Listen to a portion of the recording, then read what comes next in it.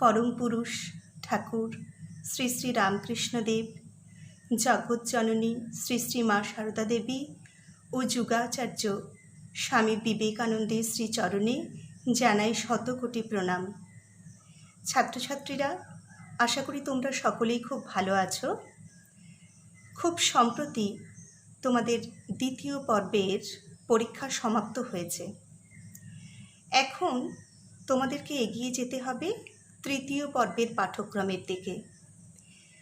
বর্তমান পরিস্থিতি সম্পর্কে তোমরা সবাই অবগত, তাই সেই পরিস্থিতির কথা মাথায় রেখে আমাদের বিদ্যালয় থেকে তোমাদের জন্য তৃতীয় পর্বের পাঠ্যক্রম কিছুটা সংক্ষিপ্ত করা হয়েছে এবং অনলাইন মাধ্যমে সেই সংক্ষিপ্ত পাঠ্যক্রম সপ্তাহের বিভিন্ন দিনে এবং বিভিন্ন সময়ে তোমাদেরকে পড়ানো হবে।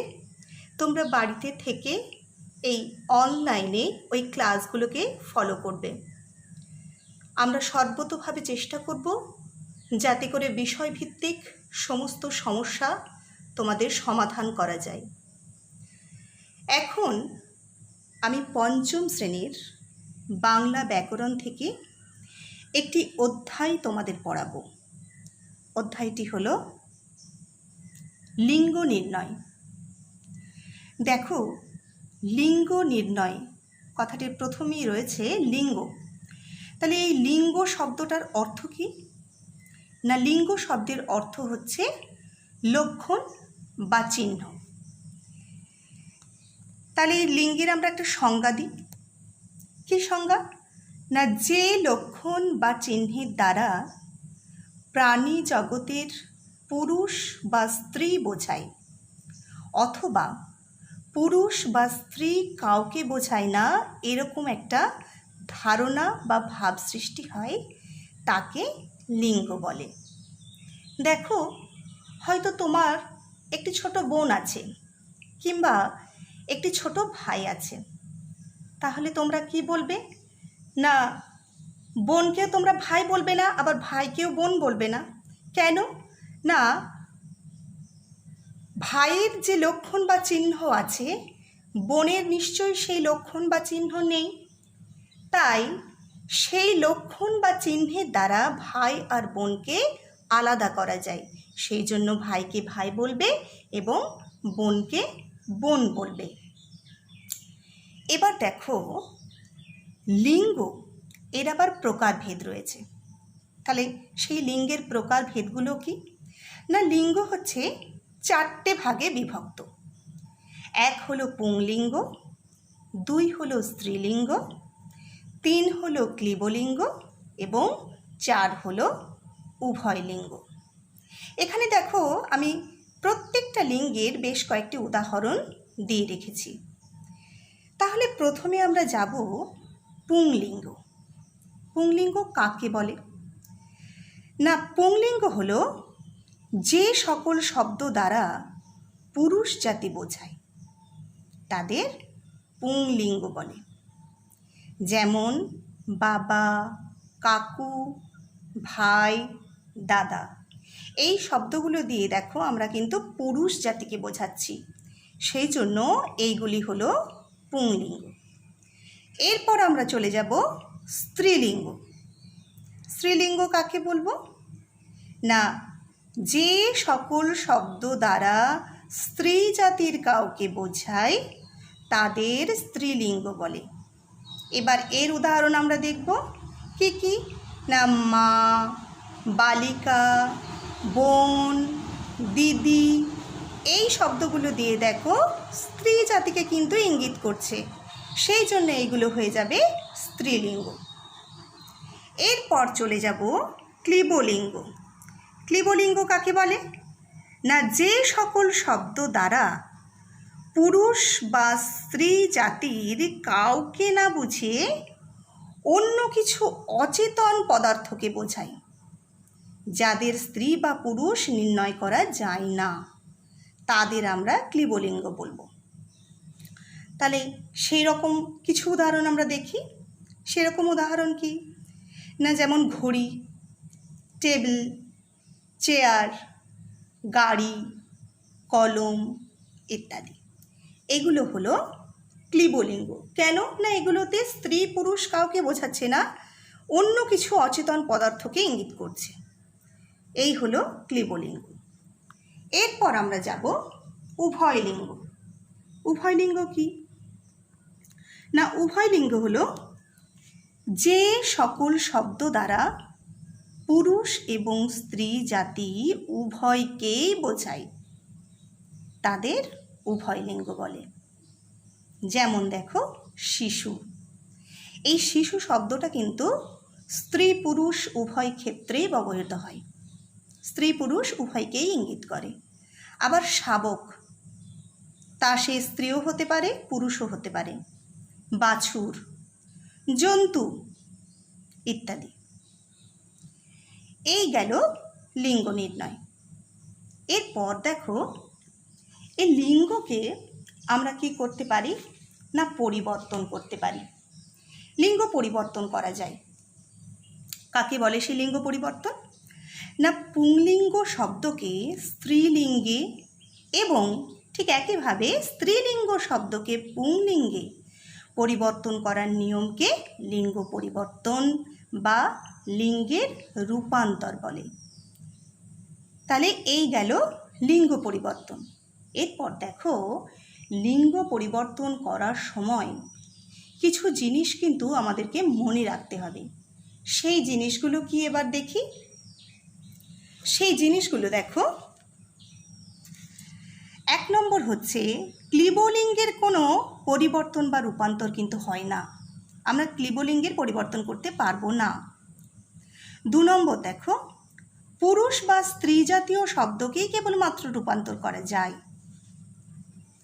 3 নম্বর দেখো লিঙ্গ পরিবর্তন শুধু বিশেষ্য বা বিশেষণ পদেরই হয়ে থাকে, সর্বনাম পদের কোনো লিঙ্গ পরিবর্তন হয় না।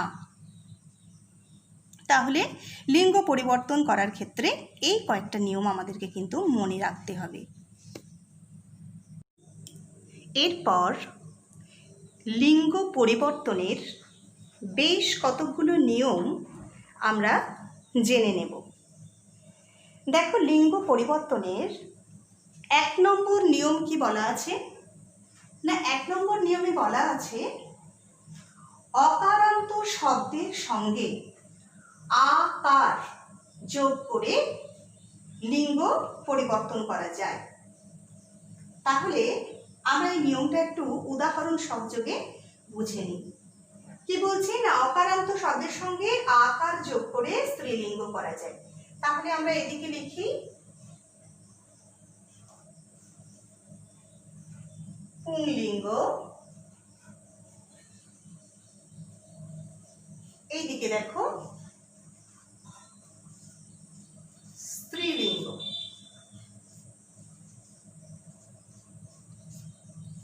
তাহলে এবার এই নিয়মের উদাহরণ আমরা কি দেখব না একটা পুংলিঙ্গ শব্দ দেখো, যেমন অশ্ব।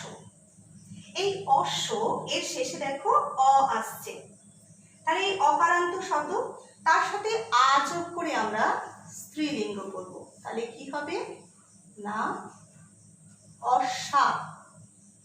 এরকম অনেক উদাহরণ আছে, যেমন নবীন থেকে নবীনা হলো। এরপর বৃদ্ধ, শেষে অ আসছে, এর থেকে লিঙ্গ পরিবর্তন হচ্ছে আকার যোগ করে দিয়ে বৃদ্ধা। এরপর দুষ্ট থেকে দুষ্টা, দেখো আকার যোগ করে লিঙ্গ পরিবর্তিত হয়েছে। এইরকমই আরো অনেক শব্দ আছে, যেমন তনয় থেকে তনয়া, পূজনীয় থেকে পূজনীয়া, শিষ্য থেকে শিষ্যা, প্রথম থেকে প্রথমা, কোকিল থেকে কোকিলা, অনাথ থেকে অনাথা, কোমল থেকে কমলা, দ্বিতীয় থেকে দ্বিতীয়া, দুর্বল থেকে দুর্বলা ইত্যাদি এরকম বিভিন্ন উদাহরণ রয়েছে। এরপর আমরা চলে যাব দ্বিতীয় নিয়মে। সেখানে কি বলা আছে দেখো, অকারান্ত শব্দের সঙ্গে দীর্ঘইকার যোগ করে দিয়েও কিন্তু স্ত্রীলিঙ্গ করা যায়। সেটা কিরকম তার উদাহরণ এবার আমরা দেখে নিই।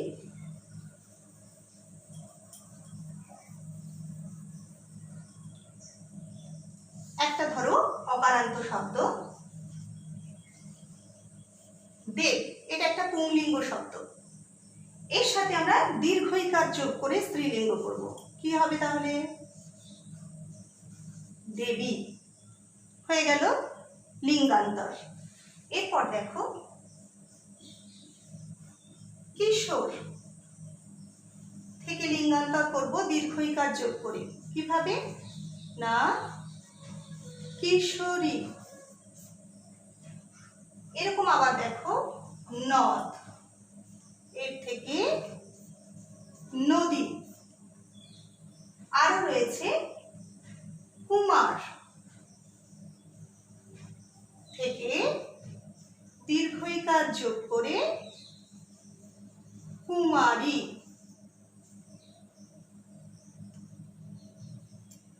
এরকম বহু উদাহরণ এখানে দেখো তোমাদের পাঠ্য বই দেওয়া আছে। তরুণ থেকে তরুণী, সিংহ থেকে সিংহী, দয়াময় থেকে দয়াময়ী, পাত্র থেকে পাত্রী, ময়ূর থেকে ময়ূরী, মানব থেকে মানবী, হংস থেকে হংসী, দাস থেকে দাসী, সহচর থেকে সহচরী, ছাত্র থেকে ছাত্রী, কপট থেকে কপতি, হরিণ থেকে হরিণী। এরকম বহু উদাহরণ দেওয়া আছে। এরপর আমরা দেখব কিছু ব্যতিক্রম, লিঙ্গান্তরে কিছু ব্যতিক্রম শব্দ দেখব।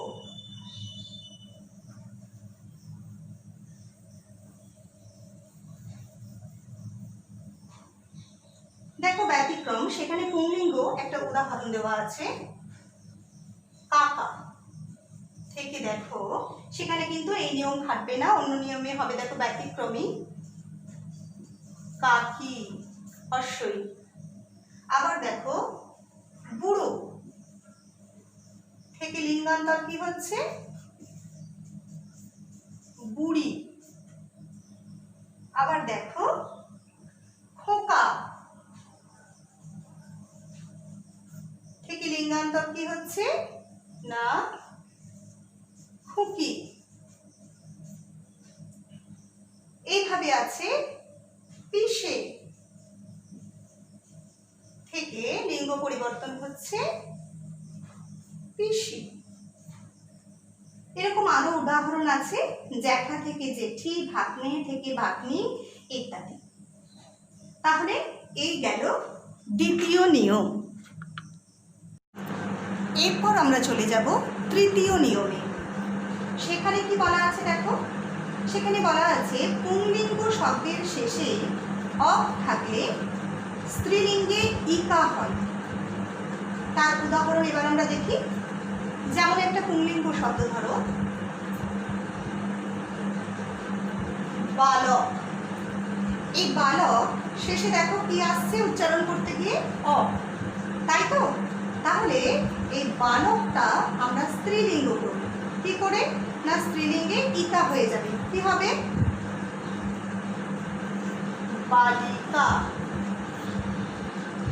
এরকম আরো শব্দ আছে, লেখক থেকে লেখিকা। আরো আছে দেখো শিক্ষক। কি উচ্চারণ করছি? শিক্ষক। শেষে দেখো অ আসছে, সেটা স্ত্রীলিঙ্গে ইকা হয়ে যাবে। কি হবে না শিক্ষিকা হয়ে গেল। তারপর নায়ক, একইভাবে হয়ে যাবে নায়িকা। এরকম আরো উদাহরণ, পাঠক থেকে পাঠিকা, পরিচালক থেকে পরিচালিকা, গায়ক থেকে গায়িকা, পাচক থেকে পাচিকা, গ্রাহক থেকে গ্রাহিকা, অভিভাবক থেকে অভিভাবিকা। এখানে কিছু ব্যতিক্রম এরপর আমরা দেখব, যেখানে কয়েকটা ক্ষেত্রে এই নিয়ম খাটে না। সেই ব্যতিক্রমগুলো কি? সেই ব্যতিক্রমে কিছু শব্দ এবার দেখো। যেমন একটা শব্দ, পুংলিঙ্গ শব্দ রজক, এই লিঙ্গান্তর কিভাবে হবে? না স্ত্রীলিঙ্গে এটা হবে রজকি। আবার একটা শব্দ দেখো, নর্তক, থেকে স্ত্রীলিঙ্গে হবে নর্তকী। আবার দেখো চাতক, থেকে স্ত্রীলিঙ্গে কি হবে? না চাতক।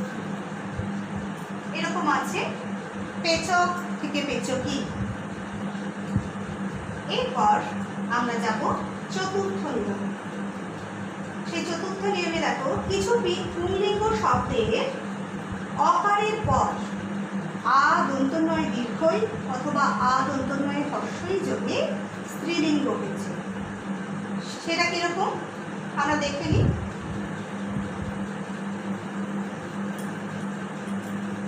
দেখো কিছু পুংলিঙ্গ শব্দ, যেমন ইন্দ্র, শেষে কি আসছে? অ, ইন্দ্র থেকে এবার দেখো আমরা স্ত্রীলিঙ্গ করব কি করে? না আনি। হতে পারে সেটা আ দন্তন্বয় দীর্ঘই, আবার আ দন্তন্বয় হ্রস্ব। তাহলে এটা আমরা দেখি, ইন্দ্র থেকে কি হবে? না ইন্দ্রাণী, আ দন্তন্বয় হ্রস্ব। এরকমই আরেকটা শব্দ দেখো, মাতু, শেষে অ আসছে, এটা আমরা স্ত্রীলিঙ্গ করব মাতুলানি। এরপর দেখো ঠাকুর,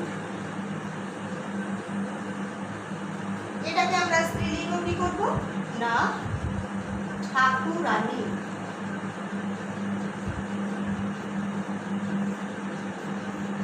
হয়ে গেল। ঠিক একইভাবে চাকর থেকে চাকরানী।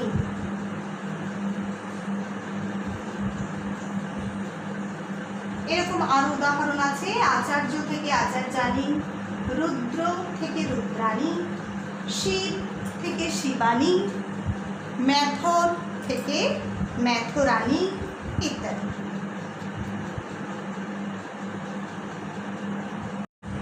এরপর আমরা চলে যাব পঞ্চম নিয়মে। পঞ্চম নিয়মটা দেখো, পুংলিঙ্গ শব্দের শেষে হ্রস্বই দন্তন্বয়ে দীর্ঘই অথবা হ্রস্বই দন্তন্বয়ে হ্রস্বই, তাহলে উচ্চারণটা কি হচ্ছে? ইনি যোগে আমরা স্ত্রীলিঙ্গ করতে পারি। পুংলিঙ্গ শব্দের শেষে ইনি যোগ করে আমরা স্ত্রীলিঙ্গ করতে পারি। তার উদাহরণ এবার আমরা দেখব। যেমন দেখো একটা পুংলিঙ্গ শব্দ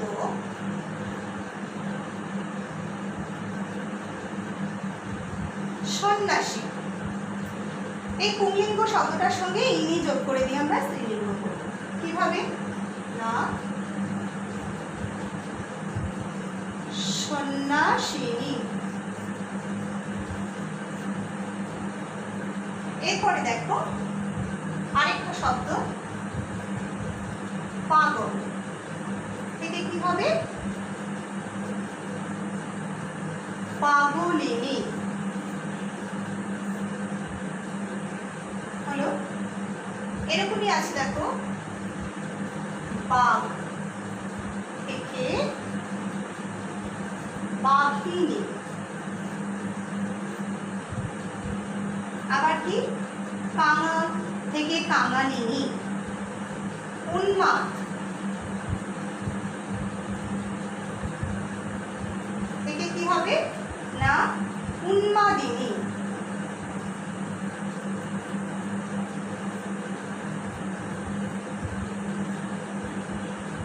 তট থেকে তটিনী,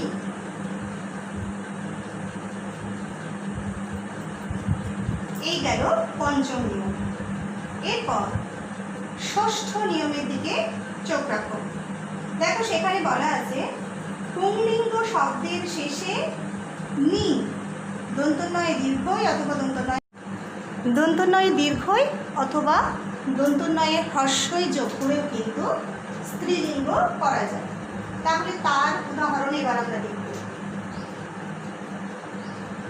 যেমন ধরো একটা পুংলিঙ্গ শব্দ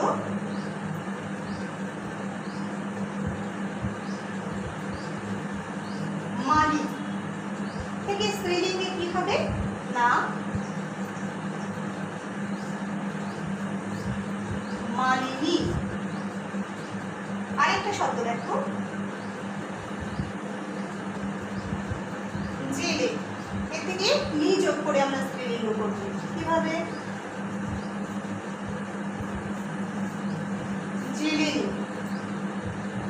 আবার দেখো একইভাবে গয়লা থেকে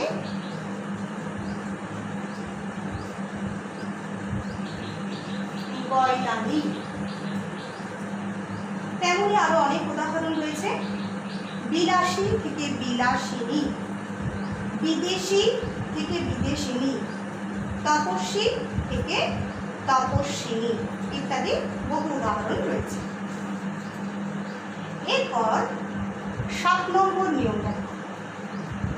পুংলিঙ্গ শব্দের শেষে গতি, প্রিয়সী ও মতি প্রকৃতি প্রয়োগ করেও কিন্তু লিঙ্গান্তর করা যায়। তার কতগুলো উদাহরণ এবার দেখব। যেমন ধরো একটা পুংলিঙ্গ শব্দ গুণবান, এই গুণবান এর সাথে আমরা গতি যোগ করে দেবো, দিয়ে স্ত্রীলিঙ্গ করব। গুণর সাথে গতি যোগ করে দিলাম, গুণগতি। আবার দেখো এবার অসি যোগ করে কিভাবে স্ত্রীলিঙ্গ হচ্ছে। যেমন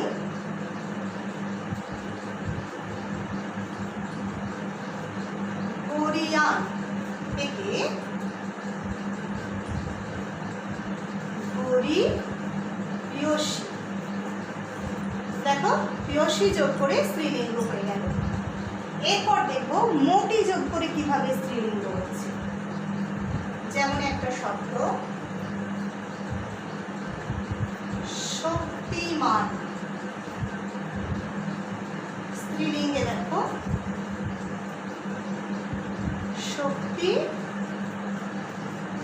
মতি হয়ে গেল স্ত্রীলিঙ্গ।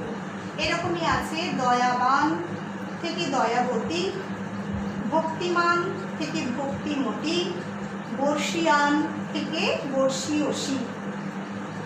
এরপর 8 নম্বর নিয়ম। সেখানে দেখো বলা আছে ভিন্ন শব্দের দ্বারাও পুংলিঙ্গকে স্ত্রীলিঙ্গে পরিবর্তন করা যায়। সেগুলো কেমন? ভিন্ন শব্দ প্রয়োগ করে আমরা স্ত্রীলিঙ্গ করবো। দেখো যেমন একটা পুংলিঙ্গ শব্দ বাবা, স্ত্রীলিঙ্গ কি হবে মা, এটা একটা ভিন্ন শব্দ। আবার দেখো রাজা থেকে স্ত্রীলিঙ্গে হয়ে গেল রানী, তেমন ভাবেই হয়ে যাবে ভাই থেকে বোন, আবার বর থেকে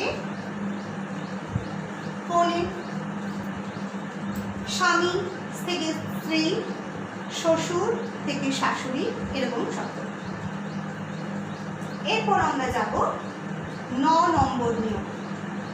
সেখানে দেখো কি বলা আছে পুংলিঙ্গে স্ত্রীবাচক শব্দ যুক্ত করে স্ত্রীলিঙ্গ করা যায়। সেটা কেমন দেখো। ধরো একটা শব্দ রয়েছে ব্যাটা ছেলে, এখানে পুংলিঙ্গ শব্দ কোনটা? এই যে ব্যাটা, এটা আমরা স্ত্রীলিঙ্গে রূপান্তরিত করব কিভাবে? না মেয়ে ছেলে, স্ত্রীবাচক শব্দ যোগ করে দিয়ে স্ত্রীলিঙ্গে রূপান্তরিত করা হবে। আবার যেমন দেখো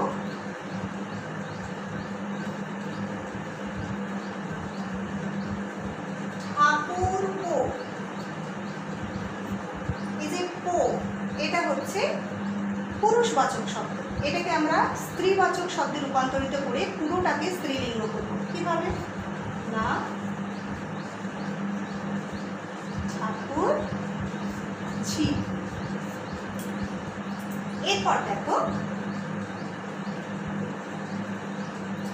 এরপরে দেখো গোশাল,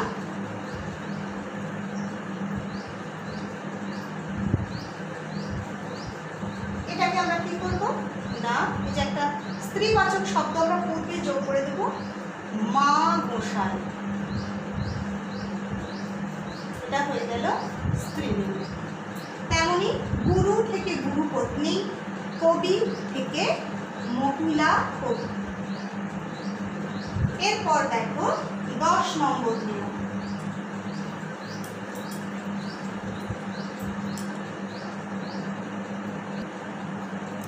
সেখানে বলা আছে দেখো, সেখানে বলা আছে কিছু বিদেশি শব্দের লিঙ্গান্তর। কিছু বিদেশি শব্দ, যেমন ধরো একটা বিদেশি শব্দ দেখি লর্ড। এই লর্ড এটাকে কিভাবে স্ত্রীলিঙ্গ করব? না লর্ড থেকে হয়ে যাবে লেডি। আবার দেখো বাদশাহ, এটা একটা বিদেশি শব্দ, তার থেকে স্ত্রীলিঙ্গ কি হবে? না বেগম। শাহেদ থেকে স্ত্রীলিঙ্গে হবে মেম। তেমনি খানসামা থেকে স্ত্রীলিঙ্গে হবে আয়া। চাচা থেকে চাচি, শাহজাদা থেকে শাহজাদি, এরকম অনেকগুলি উদাহরণ আছে। তাহলে আমরা কি দেখলাম? না আমরা দেখলাম এই যে লিঙ্গ নির্ণয়, এই অধ্যায়ে লিঙ্গ কাকে বলে, লিঙ্গ শব্দটার অর্থ কি, লিঙ্গের প্রকারভেদ, 4টি ভাগে লিঙ্গকে ভাগ করা হয়েছে, পুংলিঙ্গ, স্ত্রীলিঙ্গ, ক্লীবলিঙ্গ, উভয় লিঙ্গ। এরপর পুংলিঙ্গের সংজ্ঞা, উদাহরণ, স্ত্রীলিঙ্গের সংজ্ঞা তার সাথে উদাহরণ, ক্লীবলিঙ্গের সংজ্ঞা তার সাথে উদাহরণ, আবার উভয় লিঙ্গের সংজ্ঞা তার সাথে উদাহরণ। তারপর আমরা দেখেছি লিঙ্গ পরিবর্তন, কিভাবে লিঙ্গ পরিবর্তন করা যায়। লিঙ্গ পরিবর্তনের সময় কিছু জিনিস মাথায় রাখতে হয়, সেগুলো কি কি তাও আমরা দেখেছি। তারপর লিঙ্গ পরিবর্তন করার বেশ কতগুলো নিয়ম, অর্থাৎ পুংলিঙ্গ শব্দের সঙ্গে কিভাবে কোনো কিছু যোগ করে আমরা স্ত্রীলিঙ্গ করতে পারি, কিভাবে আমরা পুংলিঙ্গ থেকে স্ত্রীলিঙ্গ করতে পারি। তাহলে গোটা অধ্যায় সম্পর্কে আমরা খুব ভালোভাবে জানলাম। সকল ছাত্রছাত্রীরা তোমরা কিন্তু বাড়িতে খুব ভালোভাবে এই অধ্যায়টি অনুশীলন করবে, বাড়িতে লিখে লিখে অভ্যাস করবে। সকলেই ভালো থাকবে, সুস্থ থাকবে।